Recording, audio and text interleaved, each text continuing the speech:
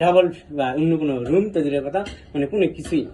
প্রথমে স্কুলের অষ্টম শ্রেণীর এক ছাত্রীকে বিয়ে করেছেন, এরপর বিয়ে করেছেন নবম শ্রেণীর আরেক ছাত্রীকে।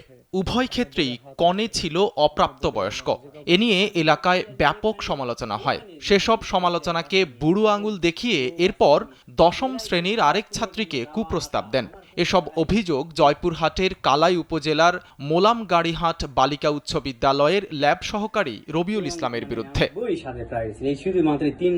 অভিযুক্ত রবিউল ইসলাম উপজেলার জিন্দারপুর ইউনিয়নের কাদিরপুর গ্রামের বাসিন্দা।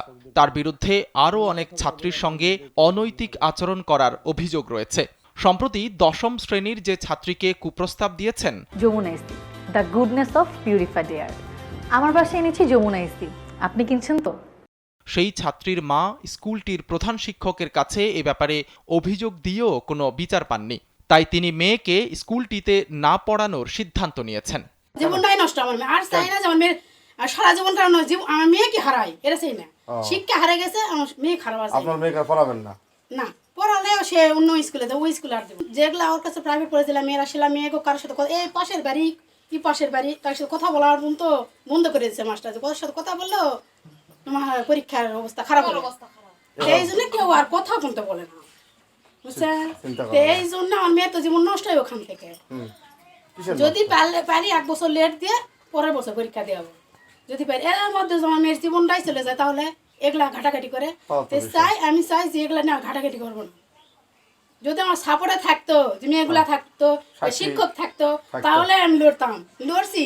ওই প্রথম অবস্থায় আমি লড়ছি, লড়ে দেখলাম আমার মেয়েরই বদনাম হচ্ছে। হেডমাস্টার বলেছি আমি কি শিক্ষক আমি লিখে দেন কাগজে, কি শিক্ষক অভিযোগ করবো থানায়।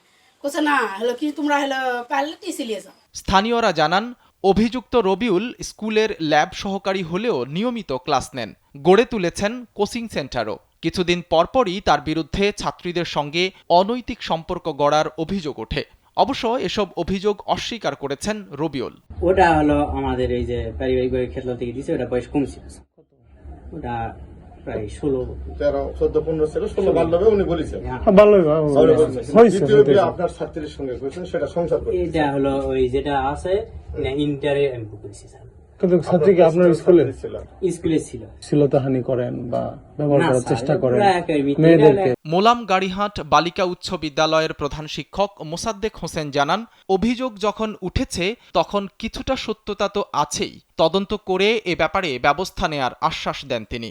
এইরকম পরিস্থিতি আমার জিনিসটা মনে হয় যে অনেক কিছু আপনারা সাংবাদিকতা করেন, আমিও হেডমাস্টারই করি ভাই। অনেক কিছু আমাদের অনেক দেখে না দেখার ভান করা লাগে, শুনে না শোনার ভান করা লাগে, আপনাদেরও অনেক কিছু এড়িয়ে যেতে হয়। তো প্রতিষ্ঠানের স্বার্থে আমি মনে করব একটা কথা যেহেতু উঠছে, এর মধ্যে কিছু না কিছু তো আছেই, হ্যাঁ বা না।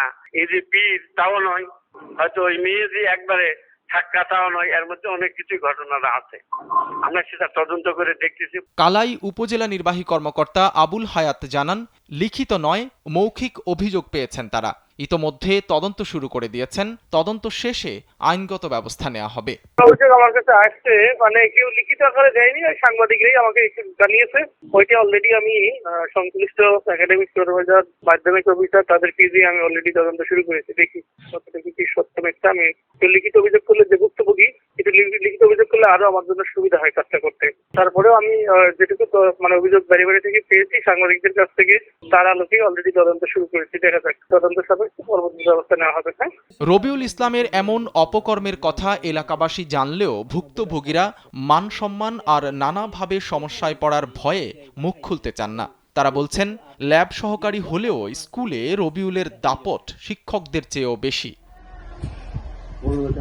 সাইদ রহমান, কালবেলা।